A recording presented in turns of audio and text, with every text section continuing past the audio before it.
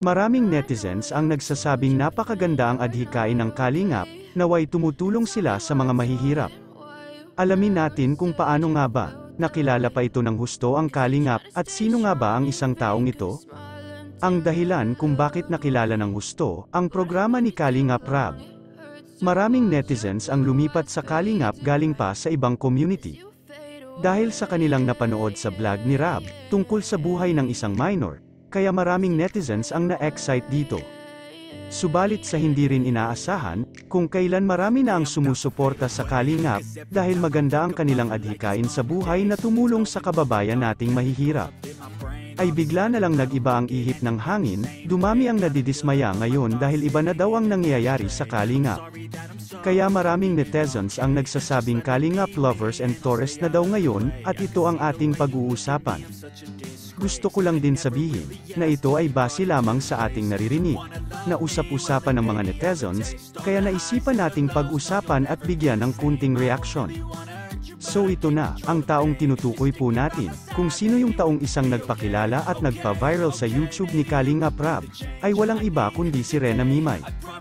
Simula nung na-scout ni Super Mac si Rena, ito ay pinasalo niya ito sa kanyang pinsan na si Kalingap Rab, dahil para kay Super Mac, hindi niya masyado matutukan at maibigay ang tulong na pangangailangan ni Rena, dahil mayroon din itong trabaho si Super Mac sa pagpapagawa ng pabahay ng Kalingap, kaya pinasalo niya ito sa kanyang pinsan na si Rab.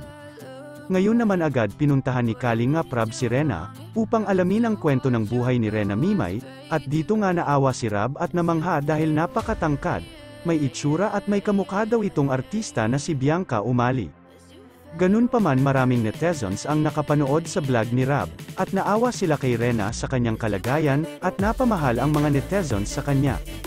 Dahil sa kwento ng buhay ni Rena, dito nag-viral at nakilala ng gusto ang YouTube channel ni Kalingap Rab, at sunod-sunod ang mga video ni Rab na nag-viral tungkol kay Rena, lalo na pinagtandem niya ito si Kalingap Edo kay Rena bilang isang kuya ni Rena. Dahil dito mas lalong nag-viral pa, ang tandem Edron dahil din sa pinakita ni Edo na pagpapahalaga kay Rena, bilang kuya ni Rena. Subalit sa hindi inaasahan unti-unti itong nawala ang tambalang Edron, dahil din sa iba na ang gusto ng mga netizens at hanggang sa binabash na si Edo. Gama ko naman tayo sa dahilanan kung bakit maraming netizens ngayon, ang nadidismaya at nangbabash ngayon sa Kalingap, dahil hindi na daw paglingap ang ginagawa, kundi kalandian na daw ngayon. Kaya ngayon binibansagan na itong Kalingap lovers and tourists na daw ngayon, ayon sa mga supporters ng Kalingap.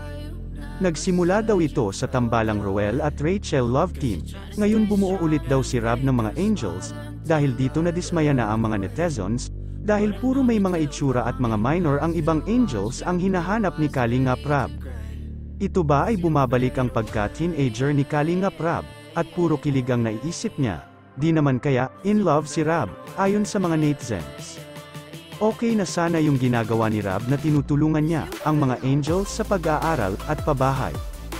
Noon nga lang yung pagtulong ay mayroon daw kapalit, love team sa mga K-boys at mukhang naka-line up na ang mga angels sa mga K-boys para sa love team. Gaya na lang ni Carla na mahimhin, at mayroon na daw itong Jomar or tinatawag na Jomcar love team, at pinasa na daw ni Edo ang trono para kay Jomar. Nasaan na daw ang dating Kalingap na kilala nila sa paglingap sa mahihirap? Ngayon parang mas tinuturuan pa nilang lamandi, ang mga beneficiaries ni Rab na mga angels, kaysa tulungan na lang sana sa pag-aaral at gabayan ang mga bata, kaso kalandian ang tinuturo nila. Ngayon magbigay lang din ako ng sarili kong opinyon, okay na sana, at nakilala ng gusto ang programa ng Kalingap, dahil sa magandang adhikain nila sa buhay, na tumulong sa kababayan nating mahihirap. Ngayon ang problema nga lang, binabash po nila kayo ngayon, dahil napansin ng mga netizens ay iba na ang kalakaran ng programang Kalingap at iba na ang tingin nila sa inyo, at binabansagan kayong Kalingap lovers and tourists. Ako man din masakit para sa akin, na sabihin nila ng ganyan ang aking programa, kaya kung alam kong may nagsasabi ng ganyan, dapat ibalik ang dating paglingap at wala na yung love team na yan. Isipin din po natin, karamihan siguro ang nanonood sa atin ay mga senior at bihira ang mga teenager, kaya ang mga senior ay wala na sa kanila ang mga kilig-kilig na yan. Sabihin po natin ng Jomcar love team, tama po na may nagkagusto rin, at may kinilig. At may mga netizens ang nagbuo ng Jungkook, yan ay sa tingin ko naman ay dating solid Edrin, Edrica, crucial ngayon Jungkook na.